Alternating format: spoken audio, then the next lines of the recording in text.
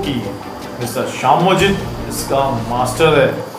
सो शामुजित, ये ज़रा बोलिएगा एज टू जियोफेगस का ब्रीडिंग का इंटायर प्रोसेस लेके आप बोलिए कि आप कैसे वो करते हो, कैसे ब्रीडिंग होता है। ठीक, पहला चीज़ है मैं ब्रीड के लिए अलग करके नहीं करता हूँ, क्योंकि इसमें मैं क्या करता हूँ, मैं एक बड़ा टैंक में देके उसको आराम से रखना चाहिए। पहले वो अगर अच्छा रहेगा, हाँ रेशियो ठीक ठाक होना चाहिए, मतलब मेल फीमेल रहना चाहिए। हाँ, ज़्यादा मेल या ज़्यादा फीमेल से प्रॉब्लम, ज़्यादा फीमेल से उतना प्रॉब्लम नहीं होता, ज़्यादा मेल से प्रॉब्लम होता है। एटलीस्ट 1:1 रेशियो रखना चाहिए।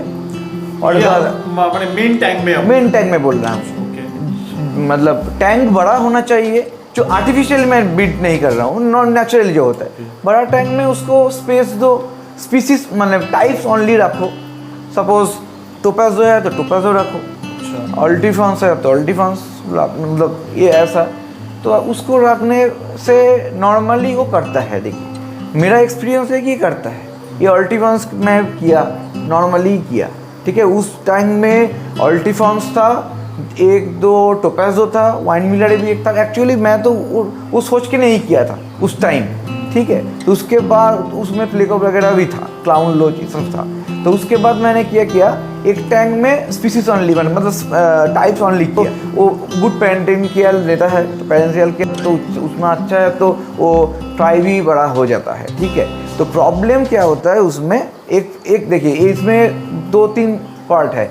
एक प्रॉब्लम है कि जब वो नॉर्मल ब्रीड करने के बाद ये नॉर्मली हो रहा है, आप आर्टिफिशियल भी नहीं कर रहे हो, तो उसमें बहुत और भी मेल फीमेल और भी फीसेस है। तो ये आपको वो देखना पड़ेगा कि वो मतलब छोटा बच्चा ठीक ठाक रह पा रहा है और नहीं। अगर उसमें कुछ प्रॉब्लम हो रहा है, मतलब इंस्पाइट ऑफ पेरेंटियल केयर, वो नहीं, मतलब उसका कुछ सिक्योरिटी प्रॉब्लम हो रहा है, वो खाने का कुछ चांस है, तो उसको आपको उठाना पड़ेगा, यही बात है। और आप आर्टिफिशियल करोगे तो क्या होता है, उसको अंडा देने के बाद वो लेके एक अलग टैंक में दे के नॉर्मल ऑक्सीजन चला के रखो।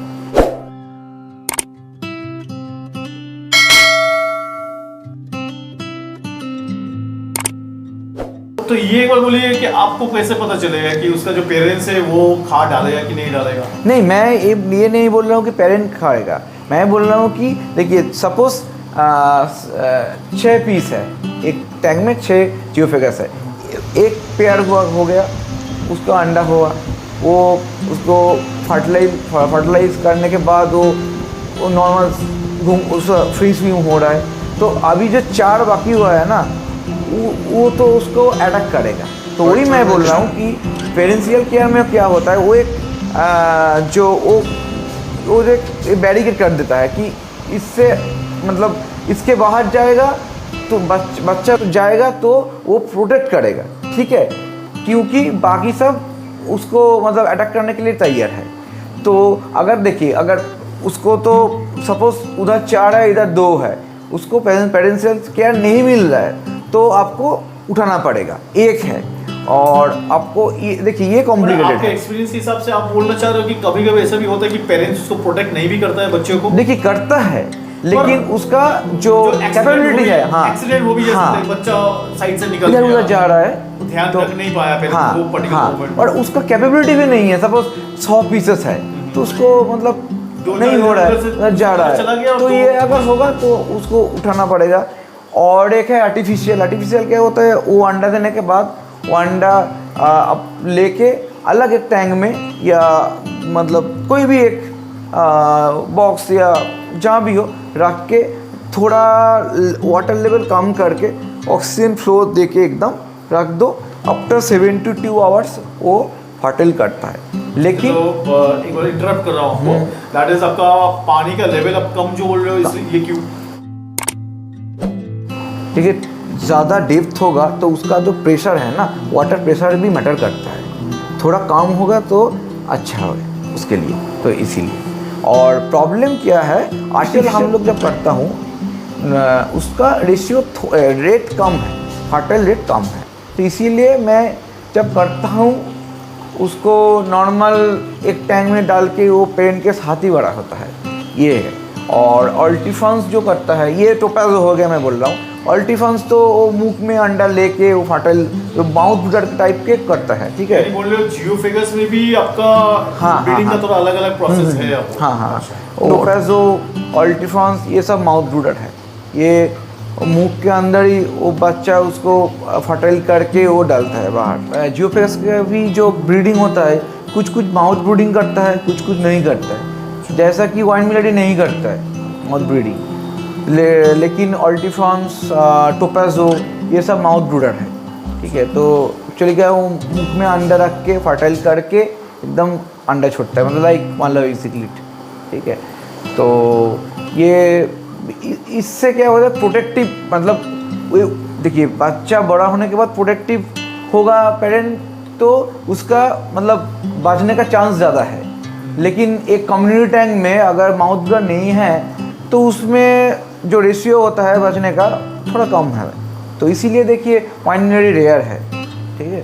वाइन मिलेडी रेयर है, टोपाजो उतना अभी पूरा अवेलेबल है हो गया, तो इसीलिए वो बीट कर रहा है। अभी अल्टीफॉन्स भी हो रहा है, मेरा तो बहुत हुआ था। यानी जो माउथ ब्रूडर है उसका बचने का चांसेस है, हाँ, क्योंकि एक टाइम के बाद वो छोड़ रहा है, ठीक है। वो छोड़ने के बाद वो फ्री स्विम हो गया। फ्री स्विम होगा तो उसका पेरेंटियल केयर भी थोड़ा इजी है और उसका भी बचने का चांस ज़्यादा है, तो इसीलिए उसका मतलब रेशियो ज़्यादा होता है, ऐसा ही। अच्छा, तो जो माउथ ब्रूडिंग है बोल रहे हो, एक बार बच्चा को फिर जब वो मुंह से एक बार छोड़ दिया गया, उसके बाद तो वो फ्री स्विमिंग कर रहा है। फ्री स्विम कर रहा है, लेकिन उसका रेडियस है ये एक अद्भुत तालमेल है उसका, ठीक है। वो अगर एक डंडी के उधर जा रहा है, मतलब एक रेडियस का उधर जा रहा है, उसके बाद देखिए एक पेरेंट ना वो एक जो सर्कल क्रिएट करता है, ये इसके मतलब अंदर अलग कुछ नहीं आएगा, टेरिटरी बनाता है, ठीक है। तो टेरिटरी के उधर जब जाएगा वो लेके टेरिटरी के अंदर वो डाल देगा, ऐसा ही करता है। अच्छा, ये समय में आपका ओवरऑल मतलब डाइट कैसा, आप क्या करते हो? नहीं, ये पेरेंट के साथ रहेगा तो आपको नॉर्मल जो डाइट है पेरेंट को दे रहे हैं वही, अलग करके कुछ खिलाना नहीं चाहिए। आर्टिफिशियल होगा तो पूरा ही आर्टिफिशियल हो जाएगा, या इस तरह का कुछ नहीं, वो उसका पेरेंशियल केयर में चला जाएगा। वो उसका जिम्मेदारी है कि कैसे वो फिट करेगा, ठीक है। हम लोग नेचर में क्या करते हैं, नेचर में एक फ्री स्विंग बच्चा वो तो नहीं खाता है ना, तो पहला जो डाइट है वो तो पेरेंट ही कर देता है। उसके बाद 3-4 दिन बाद वो थोड़ा थोड़ा करके आप खिला सकते हो, डाफनिया खिला सकते हो, ब्राइन सीड खिला सकते हो, ठीक है।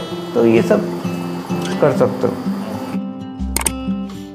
ये जो माउथ ब्रूडर्स नहीं है वो उसका फिर आगे कैसे है? उसका देखिए, उसका फर्टाइल रेट भी कम है और मर जाता है, क्योंकि उसका मतलब जो डेवलपमेंट प्रोसेस है ना, उस टाइम थोड़ा थोड़ा डैमेज होता है।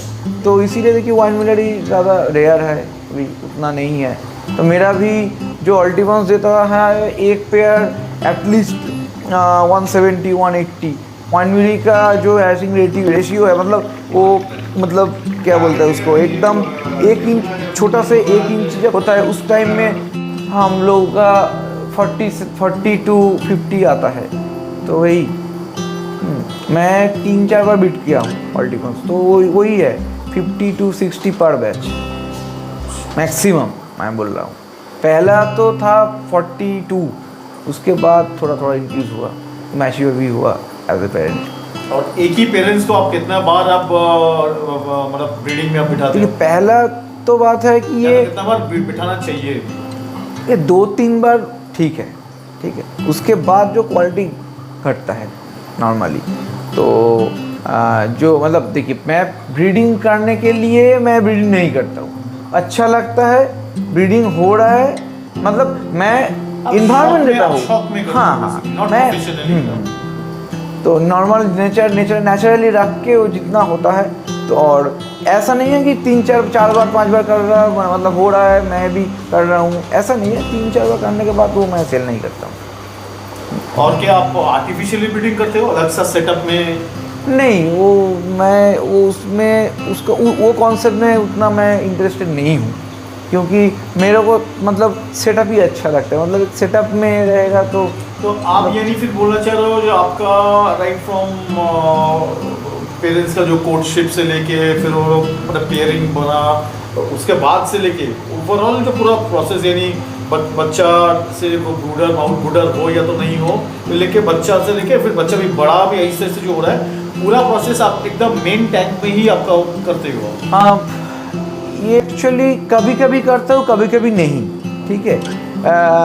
अभी देखिए क्या होता है, मैं तो सेलर हूँ, हाँ, तो वो तो माइंड में आता है ना कि ये मैं सेल करूँगा तो अच्छा होगा, तो इसीलिए क्या करते हो माउथ ब्रूडिंग मतलब माउथ ब्रूडर मतलब उसका जो अंडा निकालने के बाद मतलब जो बच्चा हो गया उसका फर्टाइल हो गया उसके बाद मैं एक अलग टैंक में दे देता हूँ, शिफ्ट कर देता हूँ कभी कभी, और कभी कभी बच्चों को ठीक है, नॉट पेरेंट, हाँ हाँ, और कभी कभी रह देता हूँ, ठीक है चलो 3-4 बार हो गया वो, उसके बाद तो मैं सेल नहीं करूँगा, उसको उधर ही रखने दो, जो फर्स्ट या सेकेंड बैच मैं वो माउथ से लेके मतलब वो बच्चा होने के बाद मैं अलग टैंक में शिफ्ट कर देता हूँ, यही बात है। तो आप बोलना चाह रहे अच्छा, और फिर अब स्पेशल फिर अलग सा खाना ऐसा कुछ उसको देना नहीं पड़ता तो कि बच्चों को कितना बार आप खिलाते हो? देखो बच्चों को पावर फीडिंग होना जरूरी है, ठीक है। पावर फीडिंग मतलब 1 घंटा बीच बीच में मतलब 1 घंटा बाद में थोड़ा थोड़ा करके उसको देना पड़ेगा, क्योंकि उसका वो डाइजेस्ट होगा, फिर वो एक्सट्रैक्ट करेगा, उसके बाद उसको फिर फीडिंग देना है। तो मैं कुछ ब्रांड का नाम नहीं ले रहा हूँ, लेकिन एक ब्रांड, बहुत सारा ब्रांड अभी चल रहा है, 2-3 ब्रांड तो बहुत मतलब उसका जो फास्टनरिस बोल के एक है डब्ल्यू का, मैं जनरली बोल रहा हूँ, और हिकाडी का भी है, ये सब खा सकते हैं, ठीक है।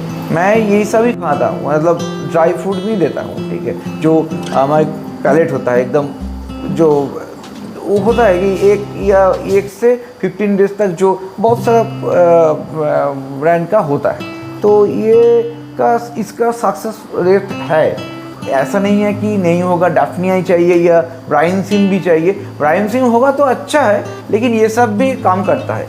मैं तो ये सब दे के किया हूँ, कुछ प्रॉब्लम नहीं हुआ अभी तक। तो वो एकदम बच्चे से लेके थोड़ा बहुत शायद सब्सटेंशियल थोड़ा साइज यानी 1.5-2 इंच होने में कितना टाइम लगता है? ये पूरा आपका वाटर पैरामीटर और कितना फ्रीक्वेंट आप वाटर चेंज कर रहे हो, कितना मतलब आपका पावर फीडिंग का फ्रीक्वेंसी क्या है, इसमें डिपेंड करता है, ठीक है।